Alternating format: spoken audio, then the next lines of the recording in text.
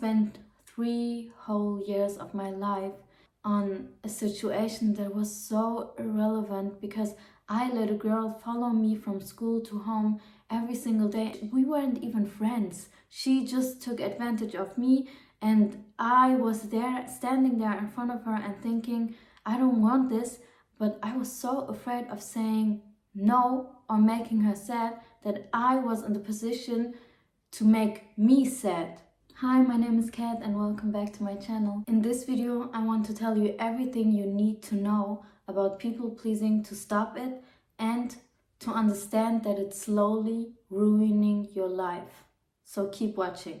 First things first, we need to understand what a people pleaser actually is and what people pleasing tendencies are. Most of the time, we have this image of a person who is some kind of a loser and other people take advantage of this person, and then we are not able to put ourselves in this position because we think of ourselves like, okay, I'm not like this person, I am not a people pleaser because I don't let other people treat me this way.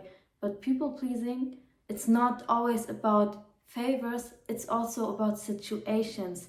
So if you are seeing yourself in a position where you can't say no, where people are always asking you for help, and where you are not in the position to make other people sad because you think, oh, maybe this person expects that I am this way, so I have to be this way.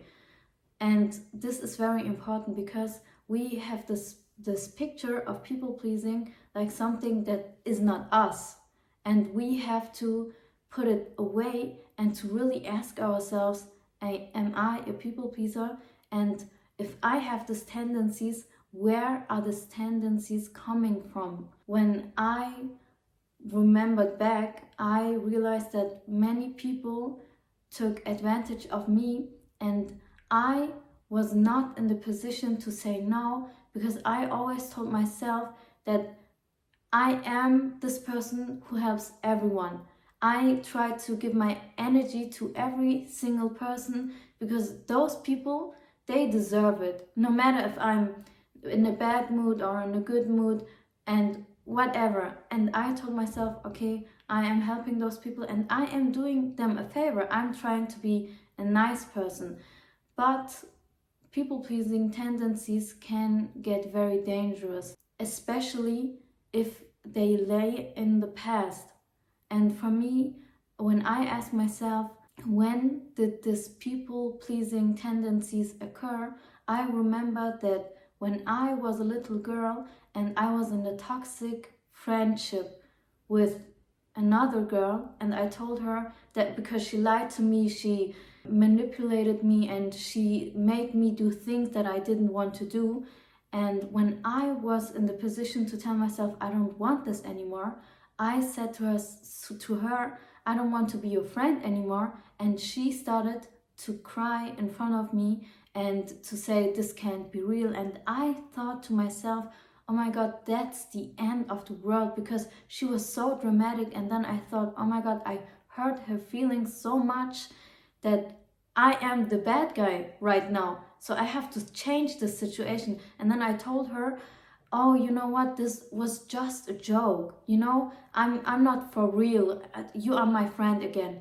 And then I had the self-torture that I went through those years when I was a little girl with this other girl and she being my friend, and I was just so devastated. And I taught myself in this time that other people are allowed to take advantage of me and to behave this way. And this was another step for me to get closer to people-pleasing tendencies.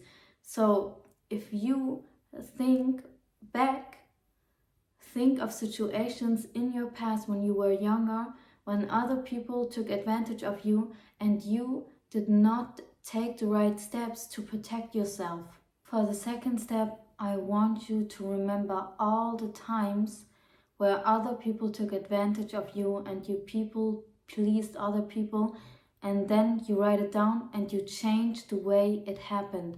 Like, for example, if someone take advantage of you spending the night there to help them with whatever, you changed the way and you did not help them because you had to do other things for yourself.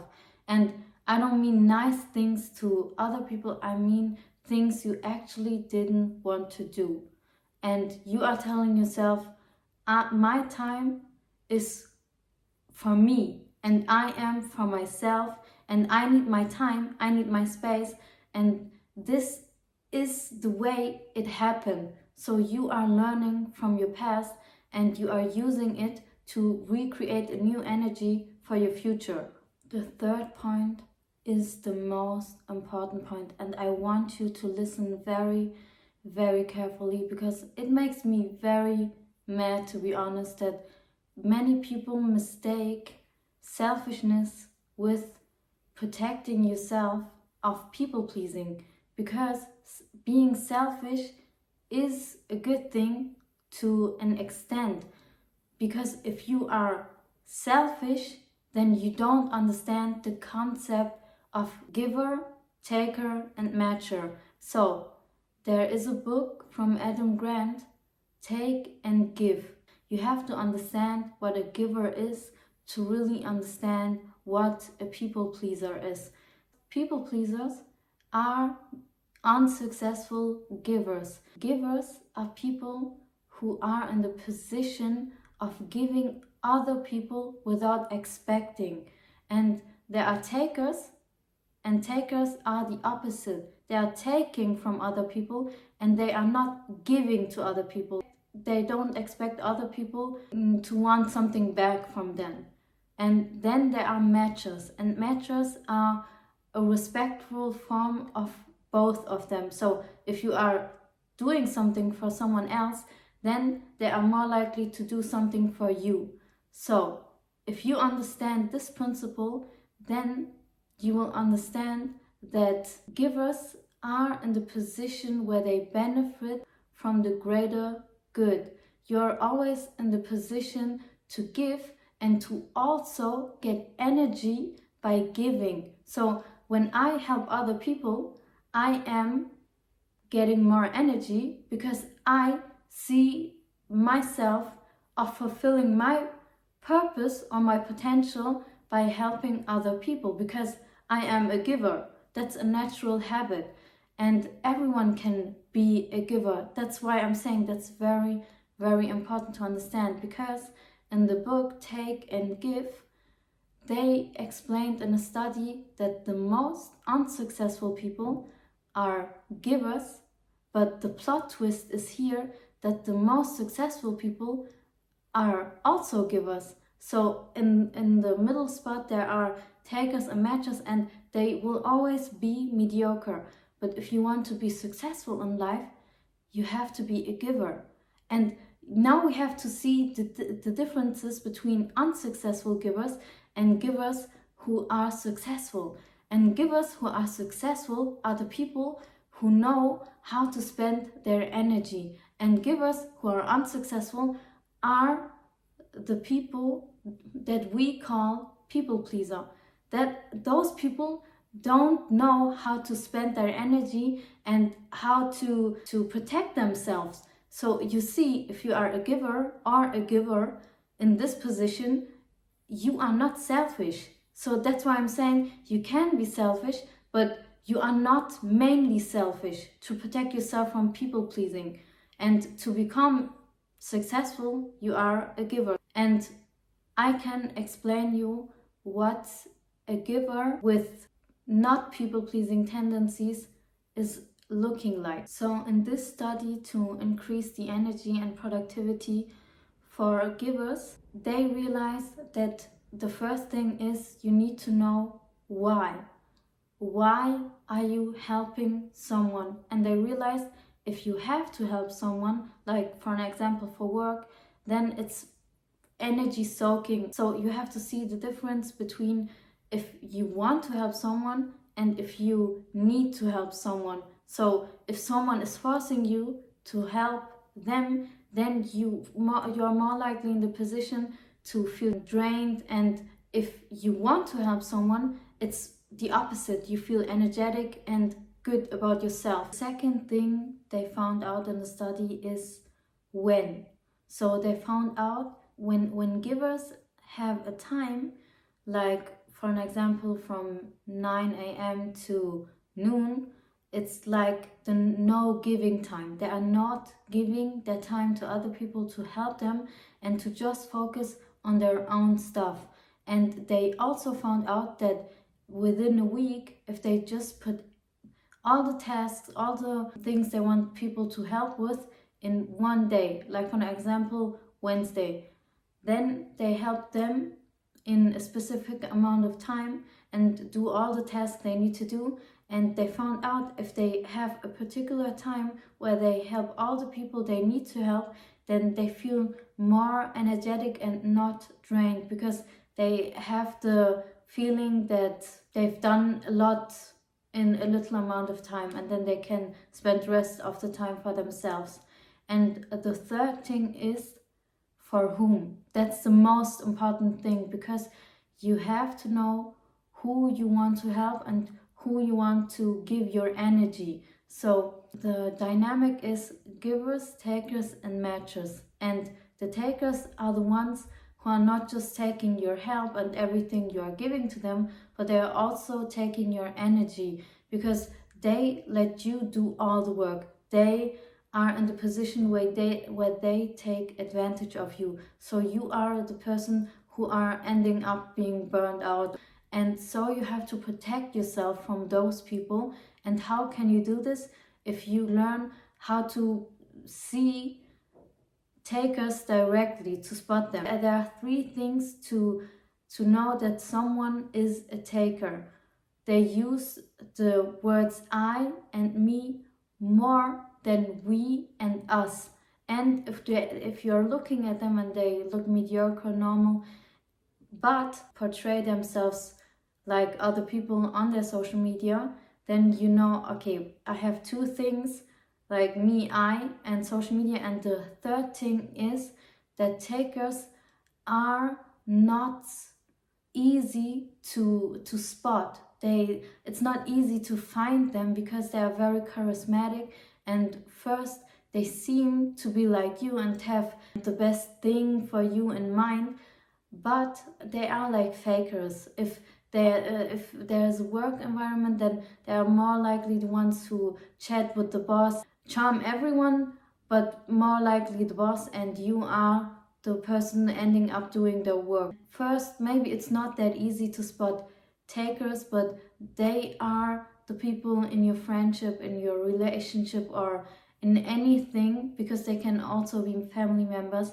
They can be the people who drain you the most, because you don't feel respected. You are not in the positioning where you can flourish, because those people are always above you, because you are trying to give the best possible, but they are just stepping on you and not giving anything back. The fourth part is be aware of unaware selfishness, because I heard from so many people, from so many YouTubers, that you have to be selfish to gain anything, but the important factor is to understand what selfishness, unaware selfishness, even means. It means letting go of most of the people, because nobody's perfect, and just seeing yourself always in the right, and not seeing yourself anymore in the position of being a giver. And when I started to be selfish, I realized that it hurt me more at the end, because I could not fulfill my purpose as giver, and it's helping people. And if you start being a giver, you will realize that helping and giving is even giving you more in life than just being selfish and unaware in it, because when you are losing people, you are not in the position to have distrust in people anymore, and you are not willing to make friends with anyone. And I think it's a very unhealthy relationship with yourself. And I don't say that you are not supposed to be selfish. you are supposed to be selfish. You should be selfish for yourself and do the best for yourself, but also be good to other people. I guess this is the most difficult part because you have to set boundaries as a people pleaser, and you have to stop seeing yourself as someone who is a people pleaser, because then you are not willing to change your situation. So I know it's hard to say no, I know it's hard to be clear, but we have to learn to say no, to be clear. And if you know that this person is very, very toxic, then just see it as you are reducing the doses every day.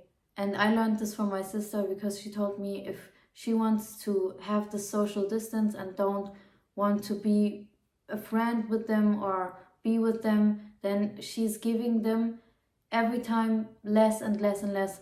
Like if you say how are you, you're not acting like everything is normal. You are just like reducing it to I'm good, and not really asking how are you. You are just slowly like walking away from this person. And I can tell you that your gut feeling is always right.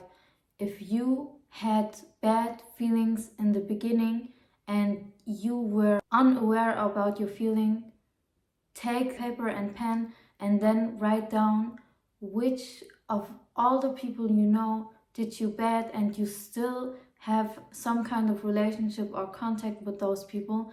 And then just ask yourself, are those people takers, or do they have good intentions for me, and are they just coming to me because they need something? Then let them go. The sixth part is really the part where I personally understood what people pleasing is, and that it can be in many, many areas, because people pleasing is not just about doing other people favors and just helping them.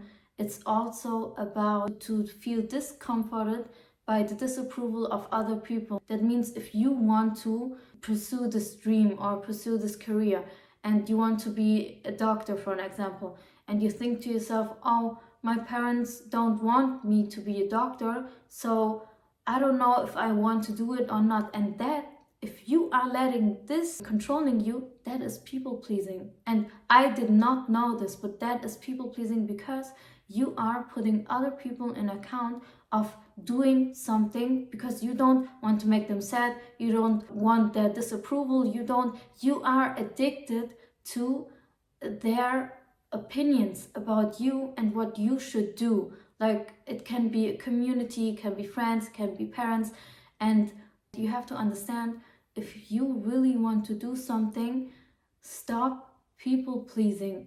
You are not disrespecting anyone if you pursue the things you want to do. And you know that if you, and that's the seventh part, that's an exercise for you. If you really want to do it, ask yourself, after 30 years, what will I tell my daughters or my sons when they see a television show, for an example, about famous doctors, and then they say, oh, watch, I know this famous doctor, and then you go to them and then you say, oh, I could be a famous doctor too, and then they ask you, then why aren't you? Why aren't you, mom or dad? Why didn't you pursue this dream? You have to ask yourself what excuses you are giving your children, and you will realize how stupid or how invalid they sound, because some of those excuses could be, oh, I was so afraid of my parents, or I was so afraid of other people saying this and that about me, or that my friends. And then you say to yourself, what? Would I rather talk with my kids about that and telling them that I was afraid, or would I rather tell them that I pursued this dream, that I tried, and that I actually got it, because I told myself that I want this more than anything. And if you put other people in front of that dream, that's people pleasing. and you're not even giving, because at the end it doesn't even make sense. There is another example of a girl who wants to pursue a master's degree in Canada, but her parents, they are not approving of this dream. And then after 2 years, she's choosing another job to support her family financially. And then after 2 years, her parents say, oh, you could have got your master's degrees in those 2 years. What are you doing here doing this job? And she was like, you told me that I shouldn't do this, that I am not allowed to go to Canada and to do my master's degree. And it doesn't even make sense. If you think about it, it doesn't even make sense to listen to other people and to let them control your life, because you are the one who chooses everything for yourself. You are the one who should be in control. Always ask yourself, what do I want to tell my kids in 30 years? That I was afraid, or that I pursued my dreams? And stop people pleasing, because it's going to destroy your life. That's the end of my video. Thanks for watching and have a nice and beautiful day. Goodbye.